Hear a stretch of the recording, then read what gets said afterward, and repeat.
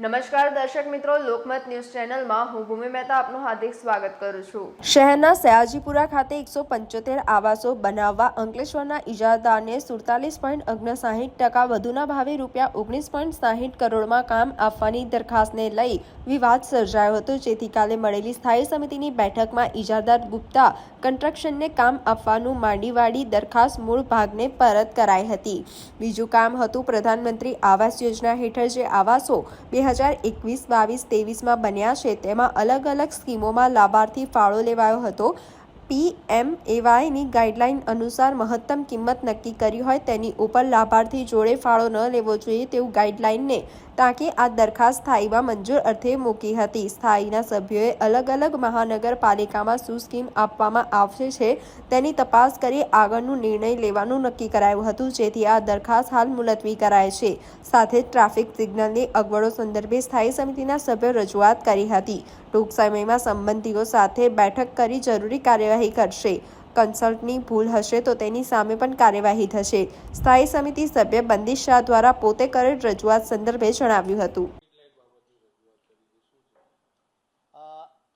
Street લાઇટમાં Vadodara શહેરમાં લગભગ 20-21 જેટલા નવા ટ્રાફિક સિગ્નલ ઊભા કરવામાં આવે છે। એના માટે કન્સલ્ટન્ટની નિમણૂક કરેલી છે અને જે સ્ટ્રીટ લાઇટ લગાડી છે એમાં કોઈ જગ્યાએ ઓબ્સ્ટેકલ છે કે આગળ સ્માર્ટ પોલ હોય કે સ્ટ્રીટ લાઇટનો પોલ હોય, જેના લીધે અમુક નાગરિકોને સ્ટ્રીટ લાઇટ જોવામાં તકલીફ પડે છે। કન્સલ્ટન્ટ હોવા છતાં ઇજારદાર દ્વારા ભૂલ થયેલી છે, ત્યારબાદ થાંભલા ખસેડવાની જરૂર પડતી હોય છે। તો આવા કેસમાં કન્સલ્ટન્ટ પૂરતું ધ્યાન નથી આપતા એ બાબતની રજૂઆત સ્થાયીના સભ્યે કરી હતી। ટૂંક સમયમાં ટ્રાફિક એસીપી, કન્સલ્ટન્ટ અને કોન્ટ્રાક્ટર તથા અધિકારીઓ સાથે મિટિંગ કરી અને આમાં જે કોઈ નાના મોટા કરેક્શન કરવાના છે અને કોઈ નાની મોટી સજા પણ કરવાની હશે તો કરવામાં આવશે। પણ આ બાબતમાં મેં એટલી હૈયાધારણા આપી છે કે જે કોઈ નાના મોટા કરેક્શન કરવાના હશે એના એક્સ્ટ્રા પેમેન્ટ કોર્પોરેશન દ્વારા ચૂકવવામાં નહીં આવે અને જો કન્સલ્ટન્ટની ભૂલ હશે તો એને પણ નોટિસ આપીને અથવા એની પર કોઈ શિક્ષાત્મક કાર્યવાહી કરવાની થશે તો કરવામાં આવશે। વડોદરા શહેરમાં આશરે 13-13.5 કરોડના ખર્ચે નવા ટ્રાફિક સિગ્નલો રાખ્યા, જેનાથી વડોદરા શહેરમાં ટ્રાફિકનું જે ભારણ છે અને દર ચાર રસ્તા પર જે ટ્રાફિકની સમસ્યા છે એ હલ કરવા માટે રાખ્યા।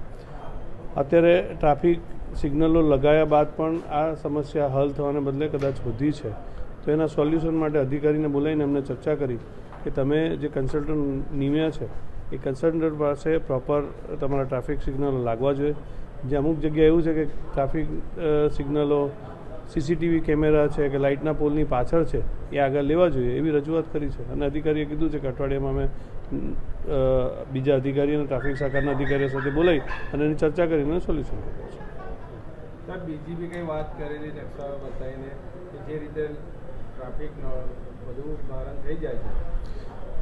અટલ બ્રિજ પાસે આ પ્રકારની સમસ્યા પીક અવર્સમાં બહુ જ થાય છે, એટલે એના સોલ્યુશન માટે અધિકારીને સમજાવ્યું કે આ રીતે કરવાથી તમારો સોલ્યુશન, કેમ કે તમે જે એલેમ્બિક બાજુ જતો ટ્રાફિક છે એ મોડેલ ફાર્મની દિવાલ બાજુથી આવે તો આ બીજી ટ્રાફિકને અડચણરૂપ થાય છે, જેથી ત્યાં આગળ ટ્રાફિકનું જામ થાય છે। એટલે એવું સજેશન કર્યું છે કે મોડેલ ફાર્મવાળો રસ્તો છે જે સીધો જાય અને એના બ્રિજની પછીનો જે નાનો રસ્તો છે એ ખાલી રાઈટ પર વળે તો એ ટ્રાફિકનું હર્ડલ ના થાય, તો એ સમસ્યા હલ થઈ જાય। એટલે અધિકારીઓ સંકલન કર્યા વગર લગાવી દે છે।